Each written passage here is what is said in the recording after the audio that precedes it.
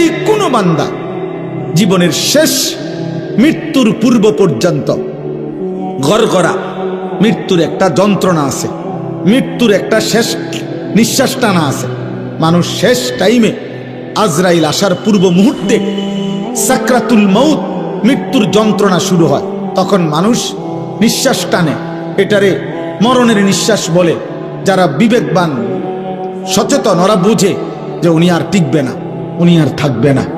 এই নিঃশ্বাস শেষ নিঃশ্বাস টানার আগ পর্যন্ত, সাকরাতুল মউত আগ পর্যন্ত, গড়গড়া মৃত্যুর যন্ত্রণা আসার আগ পর্যন্ত আল্লাহ রাসূল শুনাইছেন, আল্লাহ বলে দিছেন, বান্দা এর পূর্ব পর্যন্ত তুমি যদি কোনো একদিন কোনো সময় তোমার মনে পড়ে তোমার পুরা হায়াত তুমি ভুল করছো, গুনাহ করছো, নাফরমানি বেশি করেছো, তো ঠিক যখনই মনে পড়বে কোনো দিকে না দৌড়াইয়া আমি আল্লাহর কাছে আইসো।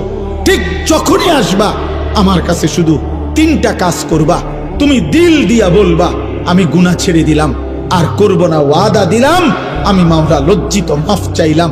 আল্লাহ বলে তিনটা যদি অন্তর দিয়া বাস্তবিক অর্থে আমারে বুঝাইয়া বলতে পারো, আমি রব কসম করে বললাম আসমান পর্যন্ত ছোঁয়া গুনাহ আমি মাফ করে দেব।